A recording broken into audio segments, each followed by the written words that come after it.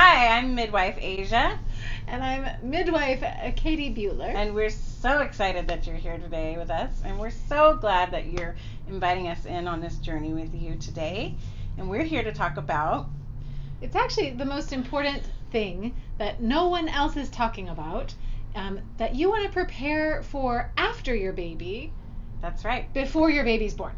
So we want to prepare for the postpartum before your baby gets here. That's right. Yeah. And what are we preparing? The most important thing that you can prepare for in those days postpartum is rest. Rest. Rest. And this probably sounds obvious to you. But I'm going to introduce you to a new concept. The idea is 40 days of rest. That's 40 a lot of days. It's a lot of days. And to the average American woman, because we see many of them in our practice, we know that sounds ridiculous and why Impossible. and yeah, like what's Impossible. the point? So we're going to talk a little bit about why you might want to do that, what difference it'll make in your life, and how you can make that happen. So, what are some of those ways that you can do that? And why? Why though? Why? So before we talk about how, let's talk about why. In most cultures around the world, Japan, Italy, France, Switzerland, China, India, Mexico, Indonesia. yeah. Everywhere. Everywhere except the United States, pretty much. It's a standard for women to rest for 40 days after they have a baby. Seems like such a long time though, doesn't it? I don't know, it sounds really good to me. I mean, it sounds incredible Sounds right about amazing. now. Absolutely. I would love to just lay in bed with my new naked baby for 40 days. But Wouldn't why you? 40 days? Why 40? 40 is basically 6 weeks postpartum, Okay. right? 7 times 6 is 42. Wow, I never did the math. So Makes sense. And that you're welcome. technically You're welcome. is when your body is hopefully back to normal. Right. And that's actually the whole point. The more that you can rest in those 40 days postpartum, the more that your body can go back to normal. So if you think about the way that gravity is pulling on the uterus after you have a baby, the uterus is trying to go back into its normal position. All the organs are trying to go back into their normal positions. But if you're standing up all the time, the way that they will go is down. Right. Until all those muscles rejuvenate and come back together, they won't be holding things in place until about 6 weeks postpartum. And I believe that it's actually true that it takes an entire year to actually get your body back to homeostasis. Right. Which is back to normal health. Right. So in that first 6 weeks, though, the body is uniquely set up, and this is understood. For example, in Japan, they feed the mom only nourishing, warm foods. The same in India. No cold foods. No ice drinks. Right. Everything needs to be warm because that's better for the digestion. It helps everything that you eat go into your body in a more complete way. That's right. And then also, while we're talking about it, in places like India and Japan, they recognize that a mom that gets a really nourished postpartum is fully ready to go and be a mom. And it takes a big transformation for women to go from either no children to one child or one child to 2 children. However many it is, it's a big transition from being pregnant and then all of a sudden you're nursing a baby 24 hours a day. And taking care of a toddler.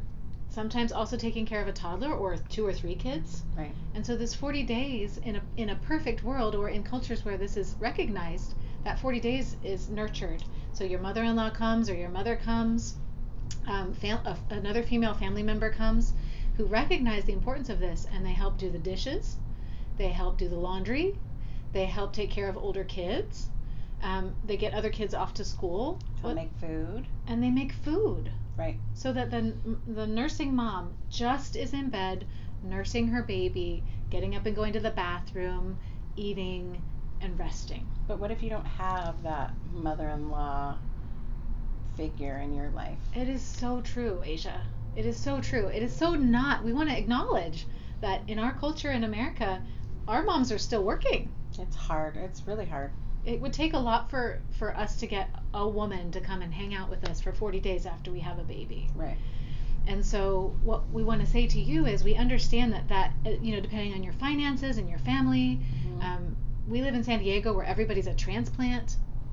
And so it just isn't feasible for some people to like lay in bed for 40 days with their baby. Right. But if you think about the importance of it, if you recognize that it really does make a difference, in India they say those 40 days impact the next 40 years. That's amazing. 40 years. How 40 can that years. Because all of that nourishing, instead of getting nourished in that time, if you're up and doing things, Mm-hmm. your body is having to expend all that healing energy in all of these other ways and not internally nourishing your body back to normal health. That's so amazing. It's so amazing. So while we want to acknowledge that that won't necessarily be easy for all of us, that if you hear this and this inspires you and this makes you think, oh, that could be me, maybe that's what I want to try to create for myself, that we have some tools and tips for you to implement whatever part of that is possible in your life. Yeah, and so one of the things that we really highly recommend prenatally is to create some kind of meal prep for yourself so that you have freezer meals postpartum. Because you know what you like to eat. That's right. And you know what your family likes to eat too. And before you have your first baby, you have a lot more time than you will after you have your first baby. Exactly. So meal prepping. Meal prepping. And then another thing that we recommend is that you are not afraid to ask for help. Is that a joke? No. Why?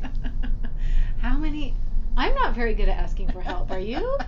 I am now. You are now now. that my daughter's 8 years old. I'm much better at asking for help. But when I had You my have daughter, actually asked me for help. I have. You probably. have actually texted me on days when like you were sick and said, "Can you please bring me some pho?"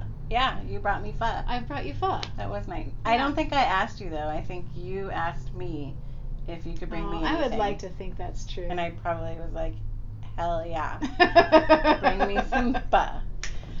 Yes, So, I need it. But I had postpartum anxiety and postpartum depression, and I actually had a friend living with me at the time, and she was a very motherly figure, and she really wanted to help take care of the baby, and she wanted to go to the baby every time the baby was crying, and I felt really guarded and protective of my baby. It was a very strange sensation that I didn't anticipate that I would feel, and having looked back and thought about it a lot, I realized that I should have asked her to help make food or do the damn dishes instead of reach for the baby. The every laundry is time. driving me crazy. Can you just pick the laundry up and take it and Exactly. wash it and put it in the dryer for me? Yeah. So everybody's got a different experience and everybody has a different home life, but we want you to be able to ask for help when somebody comes over to ask what you need.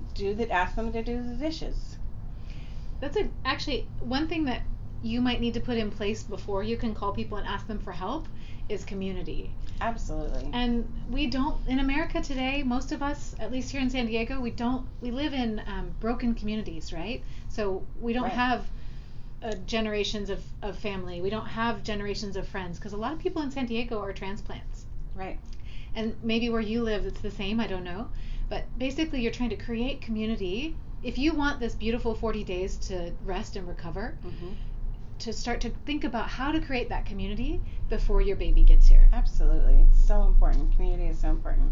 And if you can't, because you are getting this video 3 days before you give birth, know that as you are going into this time, you can continue to ask those who are already in your vicinity, friends, family, for help, like we were saying. But really, if you have time before your baby gets here, think about how you can form more community. What are those people going to look like after you have your baby? And one of our rules of thumb that we like to tell our clients is to spend 5 days in the bed, 5 days on the bed, and 5 days around the bed. And don't go to Target. And don't go to Target. We love Target. We do. But getting up and going to Target is spending a lot of energy. So that's a great place actually somebody would probably love to help you with. People like to go to Target. Absolutely. So ask them to go get the diapers. Ask them to go get the nipple shields. Ask them to go get whatever it is that you're needing. Grocery shopping. Or order it online. And we want to thank you so much for watching with us today. We want to keep in mind that we have your best interest and your family's best interest always in mind when we're giving you information and talking about topics. One of the great honors of being a midwife is getting to be on the journey with families at this really precious time in your life, and to have enough information that's evidence-based that we can offer it to you, and then you can decide what you like and what sounds right for you. We think that we're offering an alternative perspective to what most American women are getting today, and so that's what we're offering you, and then we know that you'll choose from that very wise place within yourselves. Absolutely. Thank you. Thank you so much. Bye.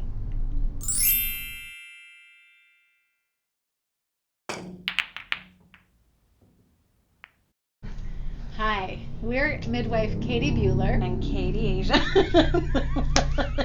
You did that on purpose. I swear to God, I did not do that on purpose. Bye. Bye. What are we going to say? Amber, what should we say?